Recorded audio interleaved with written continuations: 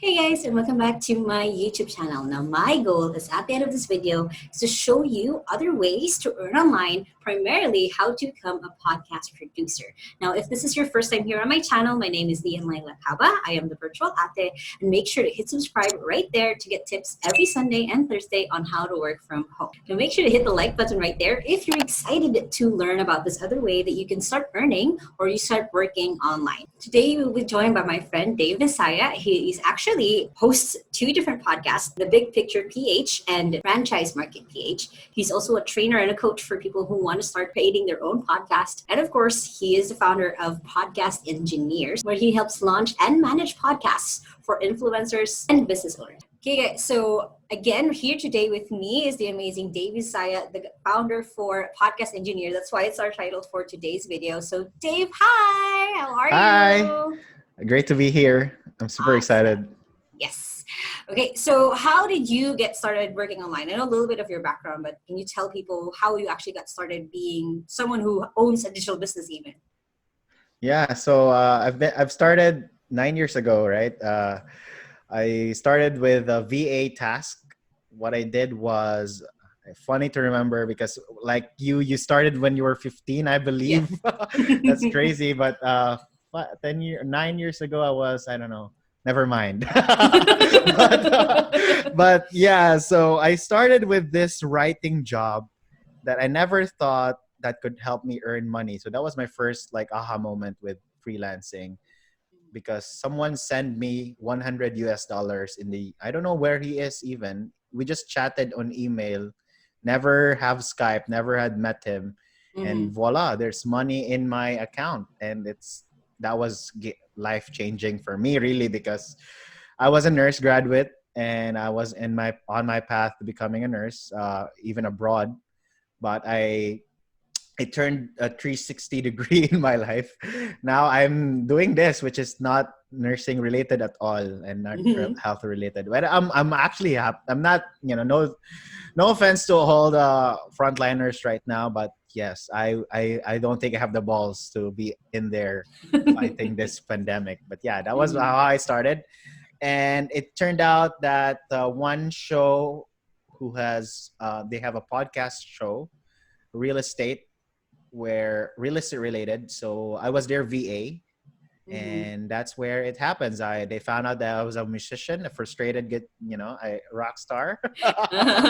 So I led to one thing or not and another. I was able to do their editing, and I learned that I can do this. And they're pretty big, so that was like how should I call it? Snowball. And it became bigger because others were asking who edits the show, so I do, and why not turn this into a business? And I did. 4 years after.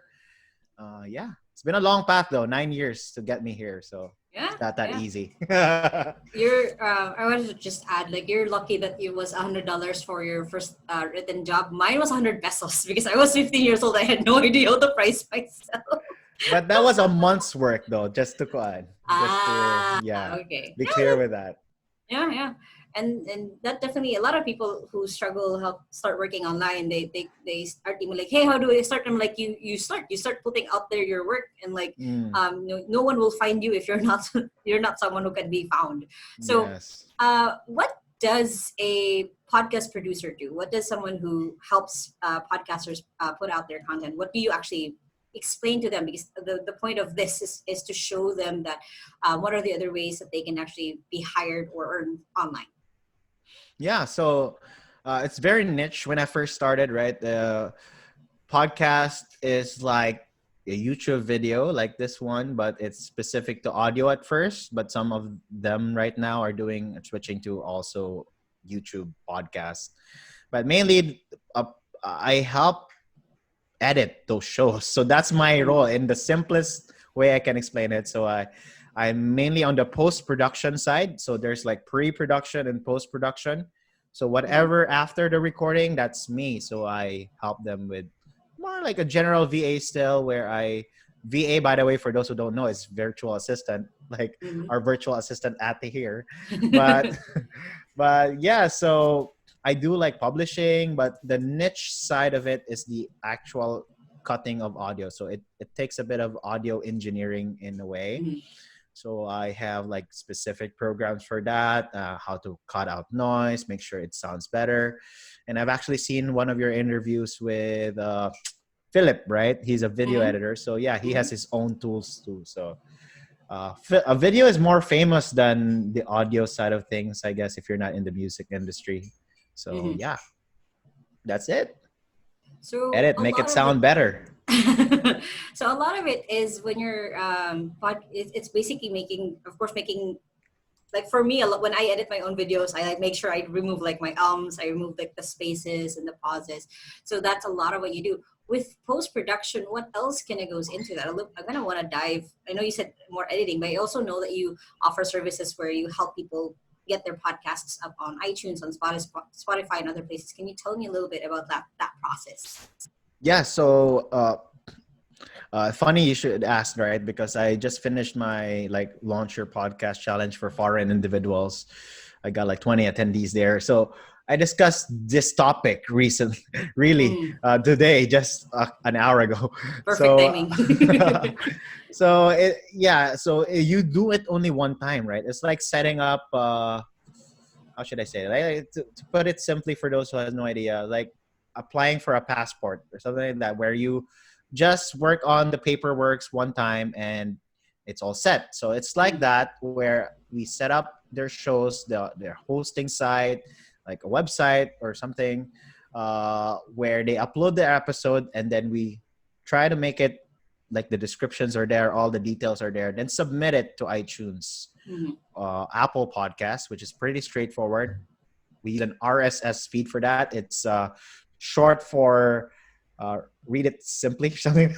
Sorry, but yeah, just do your Google it RSS. But yeah, so it's a way to communicate with these hosting site and Apple where they grab data, and it's like mhm, blog. There's RSS also with blogs, mhm. so Yep. it works the same way. So I help set that up. That's the most technical aspect, I guess, for non-techie people starting to start a podcast. So that's Mhm. the one thing, and of course, the editing is another story, right? Ooh, Yeah. thank you. So, what has so far been the most surprising thing about working online, about being someone who is a digital worker? Okay. There are a lot. Right? I've gone through like times where uh, not getting paid, like getting scammed. I think if you're a certified online freelancer, you would experience those things, and I think that's part of the game. That's part of the wins and loss. But I will share something different. What's surprising about it is that there is no limit, right? There is no limit with online freelancing. If you start something and you thought that this is in terms of income, right? Okay, I thought this is like the income I'm good at. And usually we get that mindset because we came from a working environment where or a regular or traditional work where you get this set of salary and you Mhm. uh how do you do this? You associate it with what other people are earning as well.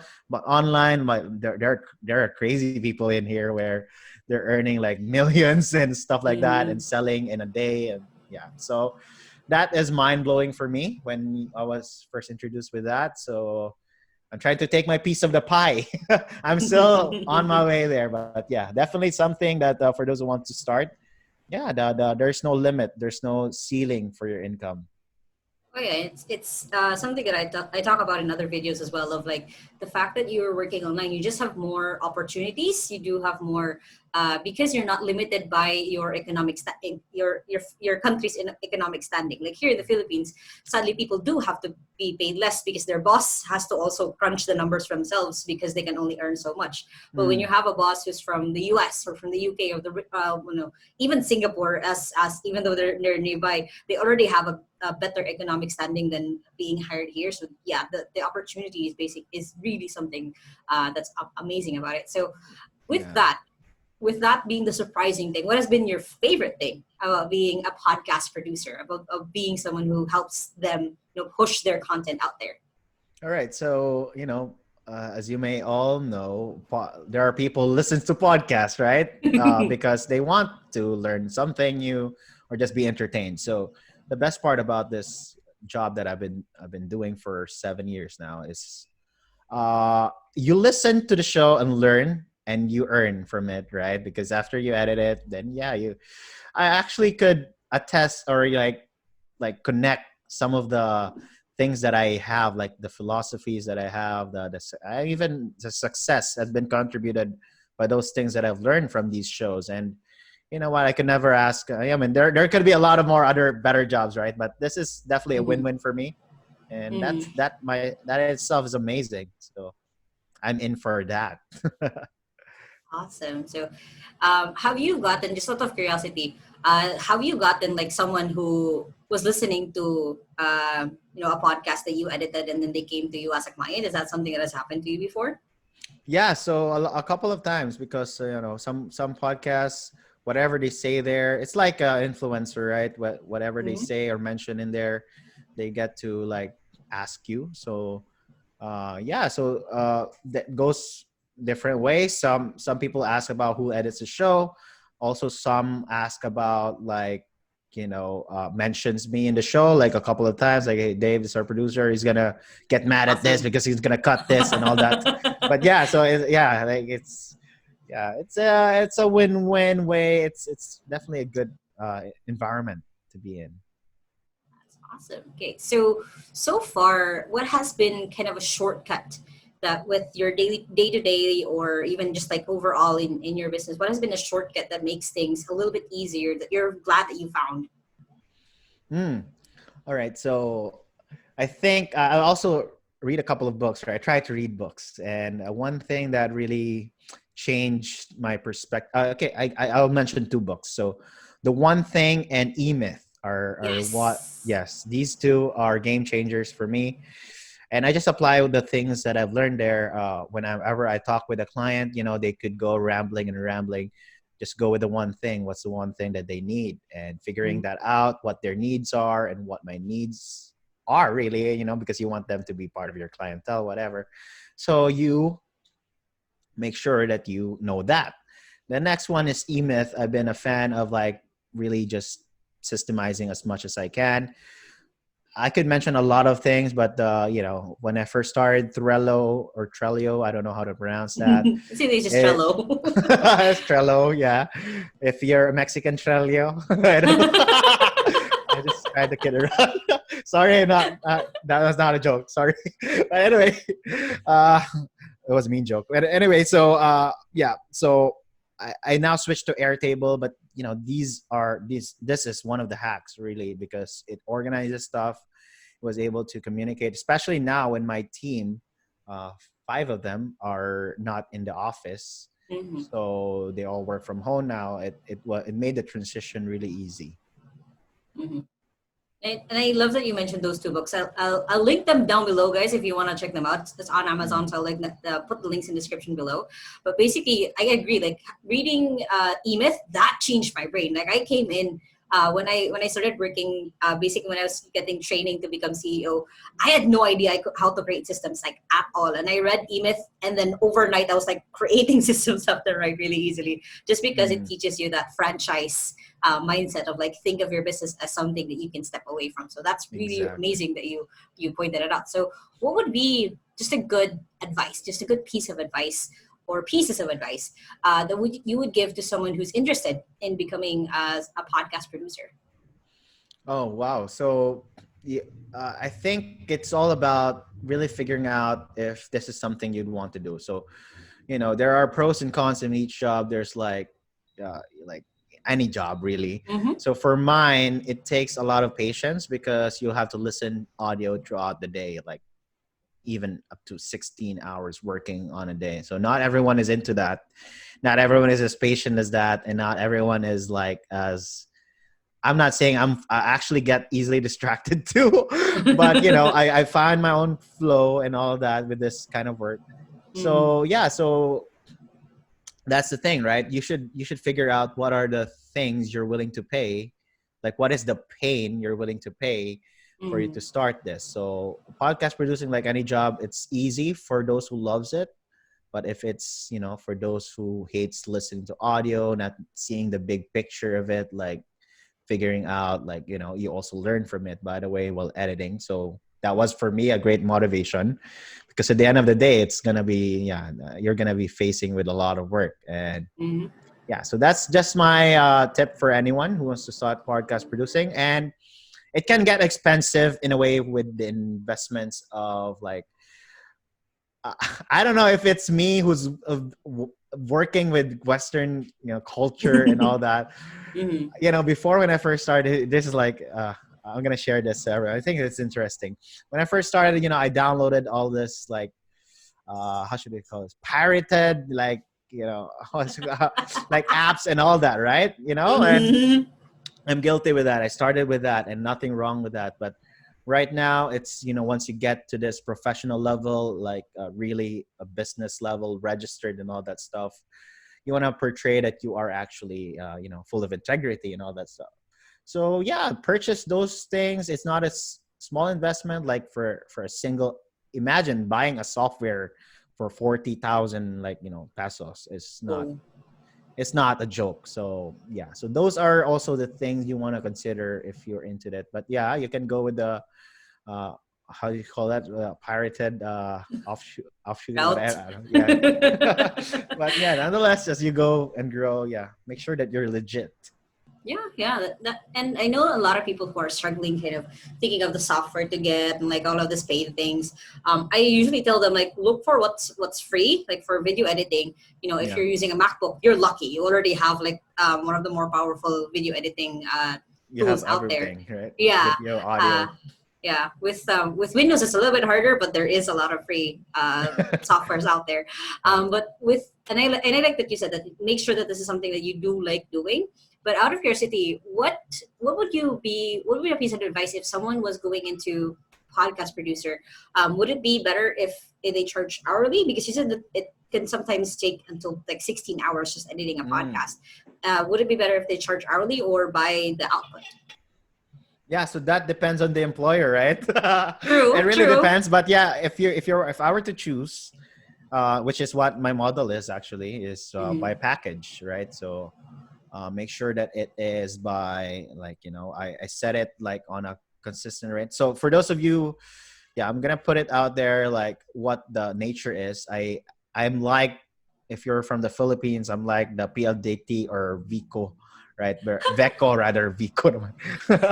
But yeah, like, I do a subscription plan, so they subscribe to Mm-hmm. my services, and as long as Mm-hmm. their podcast is going and they're happy with me, and yeah, hopefully they're growing with me, so they continue to pay me every month. So that is, I should say, a good model to, Mm-hmm. yeah, emulate, because that's, like, this is a bit, I didn't realize this until 7 years in VA, doing online work. So yeah, it might take a Mm-hmm. while and confidence for you to get that, but yeah, doing it on a package Mm-hmm. recurring level is a sweet spot for me, and it might work for you too.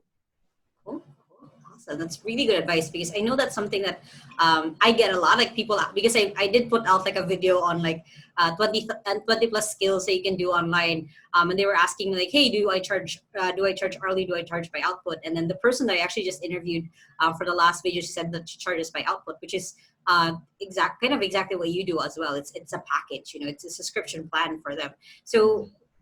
you kind of already said it, but if what would be a small step right now if someone wanted to be able to get started, what would be a small thing that they could change on maybe their profile or something that they could just kind of maybe get the small step where they could get started as a podcast producer?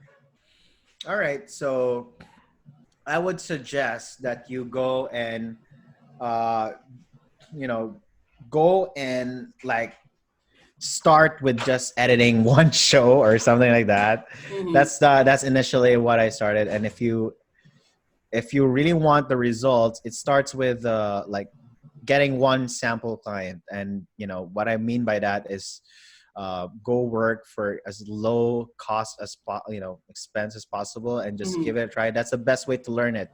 In Mm-hmm. fact, any skill really online is to learn on the job, right? OJT, that Mm-hmm. works in real life, in the freelancing world too. So yeah, just get that job where you don't get paid or get paid at the minimum, and learn from it, master it, and build from there. Because it also is, it's not like it's aligned. Like, it's not like you can just put out there, I charge $35 per Mhm. hour without any track record to base it, and most importantly without the mindset behind it. Because Mm. you know what, the numbers is just numbers, but behind it are like this kind of mindset that, yeah, I can really charge that. And in fact, in my industry, there's like people who charge for $60, $40, and I Mm. was coming from $5 before too. So, and that's a good start. No, Yeah, man, yeah, you yeah, start from somewhere, right? But now yeah. I try to put it 35 because I want to make sure that I filter out also the right clients, right? And I got some clients too on Upwork. That's how I put my rates are. But eventually they Mm. realize, oh, I got a better rate with the package that he's offering. So yeah, so start from small beginnings. I think that's the best advice. That's awesome, and I also talk about it like, don't discount working for free, because then you're building your portfolio, you're building your skill. Plus, Mm, you see if it's not something that you even want to do. That's a funny thing. There's a yeah, lot of people like aim like, I'm gonna be this. I'm gonna learn how to be a programmer, and then you learn. And I'm like, no, no, no, this is not something that I want to do. So that's very yeah, important. Yeah. yeah. That So. was my story actually. My friend pushed me to work as a web designer, but I didn't. And he not to he's a good friend of mine, but he said like, you can't earn anything from something like in the lines of that. No, you can't earn anything Mhm. from podcasting, editing shows. You will just take your time and all that. Well, lo and behold, Yeah. it's earning me a lot right now. So Yeah. yeah, just think Yeah. about that. Oh, that's awesome. So, what is currently your big, hairy, audacious goal? I love asking this question. What's something that you are aiming towards with your podcasting business or with just your digital career? Where are you going towards? Yeah, so even from day zero, day one, when I started this, making this systemized business, I already have a hairy, audacious goal, if you call it. It's actually in my background here. 100 clients to serve Ooh. every, recurring monthly. So I'm on my way there, hopefully. Yeah, I transitioned from Trello to Airtable, and it did count a couple of the per episode, like a la carte kind of clients, which I have too, Mm. a lot actually. So I'm on the 70 mark now. Wow, it's like Ooh. crazy. I was able to handle that. Nice. So yeah, but yeah, half of it, or 60% of it is the ones that I really like. Like, there are priority clients that I have. So that's my big, hairy, audacious goal ever since the start. But right now, I've been trying to use this. I have another big, hairy, audacious goal that, when it comes to training, right? I want to close in a sale, like in a webinar, uh, 1 million in pesos in one Ooh. one call. So I just did today, which is a trial run for that. And not saying that I'm gonna reach this, right? But it's a goal. It's a goal. But yeah, I today with I did a class, and sign up was like 10 people, and I sold it for $75 each. So that's like, if they all pay, I just got like 4 payments for now. I just Nice. ended it last earlier. So I Mm. got like 30 plus, right, in an hour, basically Mm. in an hour, but I did it 5 days of a course. So pretty neat, right? So that's one thing. Personally, that's one thing I'd love.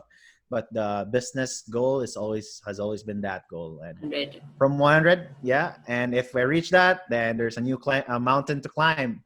1,000 is next. Just kidding. No, it's a good like step, and a lot of people can't even imagine getting 70 clients. So, and Mm, like you're already like on the way there of getting to that point. So that's really awesome. So how can we support what you do? How can how can we find you? How can we support that goal eventually of getting yeah. a million pesos in one webinar? All right. So, feel free to connect with me. Actually, I'm in a good position, right? But as human as I am, I have my own we're all addicted. I don't know if you can relate with this, Leanne, but we're all addicted to success and making sure that we Mm. go to the next, climb the next mountain. So, yeah, I'm still looking forward for that 100 clients. So, if you know any podcasters who needs help, who wants to start, or your clients might are interested with it, if you're a VA or wants to get into it now, you can send it over, and yeah, and I can give you like I'll give you like a first month or first episode income for you as like an affiliate. I haven't really put that into writing yet, but that's definitely one step for me to level up, because here's the thing, like what got me to 50, what got me to 70 will not get me to 100, right? So I True. need to try out a different strategy. That's why I just connected with you. And by the way, check her out with the LinkedIn. Yes, so interesting. And I even enrolled another class though for another LinkedIn, like branding thing. So Mm. it's yeah. So it's just leveling it up.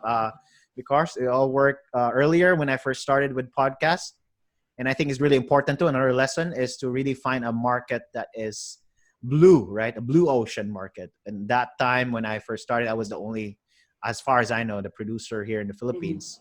Right now, there's like a couple more Yeah. who are doing this thing, but and now my competition is like US market. They're crazy. There are a lot of the editors now. Like I'm seeing a Mhm. lot.